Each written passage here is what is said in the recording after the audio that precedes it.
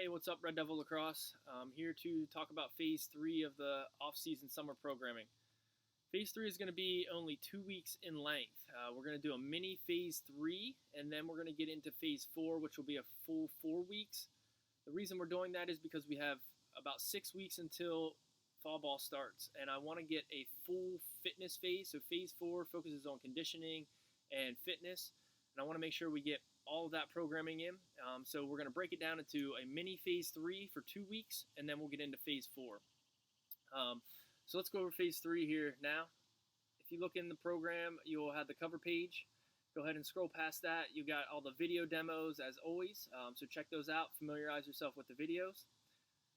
Go past that, you have the energy system development. So the formatting for this phase is going to remain the same. Monday, Wednesday, Friday will be our speed work and weight room strength power work.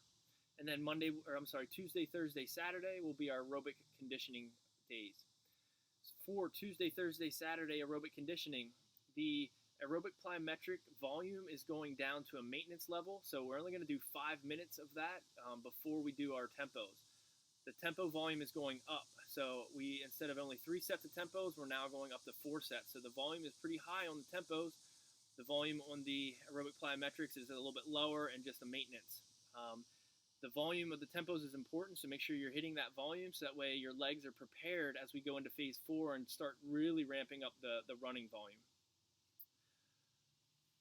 If you go past the energy system development, we have our speed work. The speed work is similar to last phase, where we do our skill technique work first, and then we do some, we have Monday and Friday are our acceleration days, so a little bit shorter distances.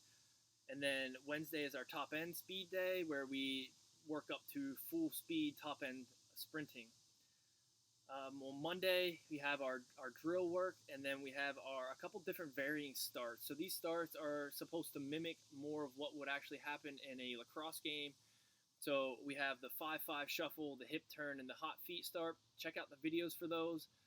And then just make sure you're looking at the yardage. So the 5-5 shuffle, we're doing 3 sets at 10 yards. So you'll do that 3 times.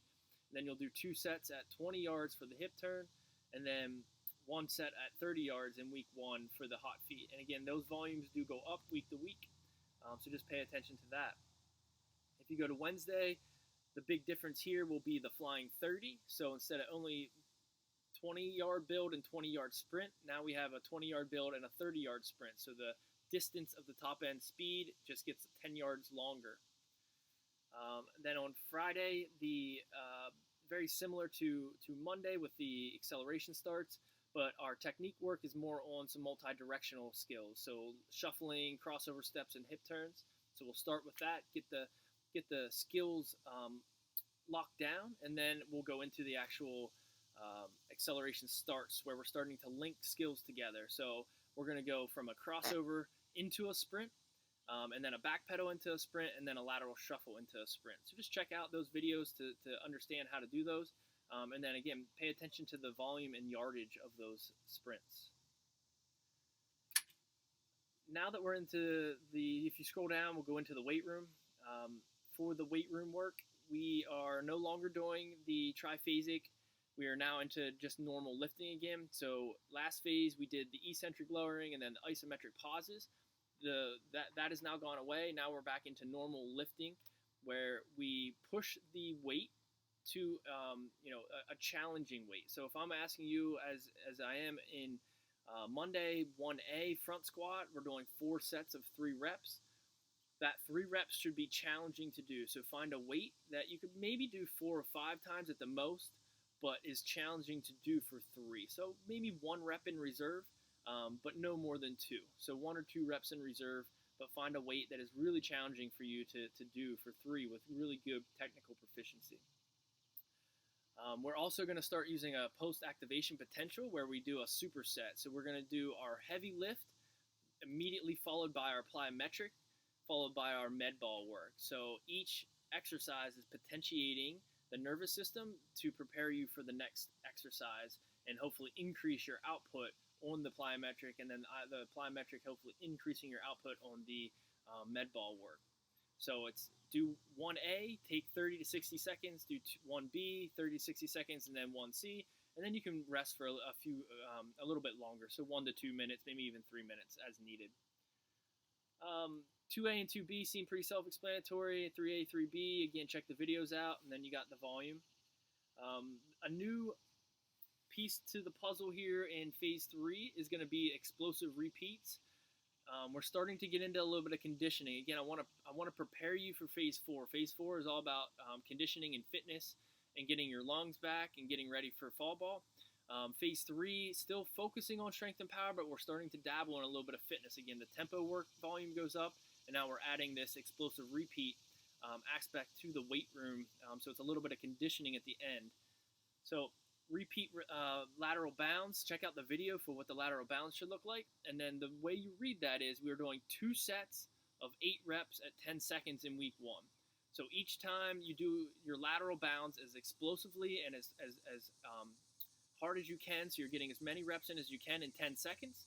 That would be 1 rep of the 8, and then you take a 30-second break, and then you would repeat that for the 8 total reps. So each 10-second lateral bound interval is 1 rep. We're going to do 8 of those and then take a 5-minute break and then repeat that for a second round. So 2 rounds or 2 sets of 8 reps, each rep lasting 10 seconds with a 30-second break.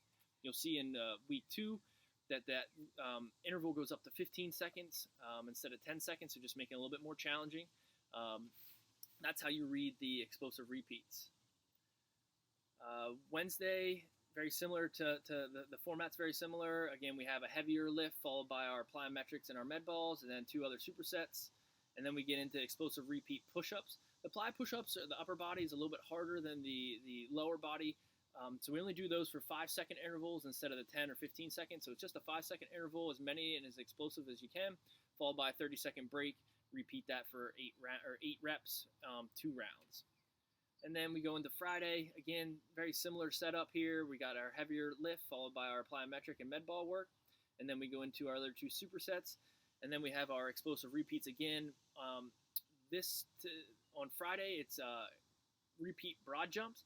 Again, a little bit more metabolically demanding for the broad jumps than the lateral bounds. So we keep to the 10 seconds instead of increasing that interval. It stays at 10 seconds for week 1 and 2.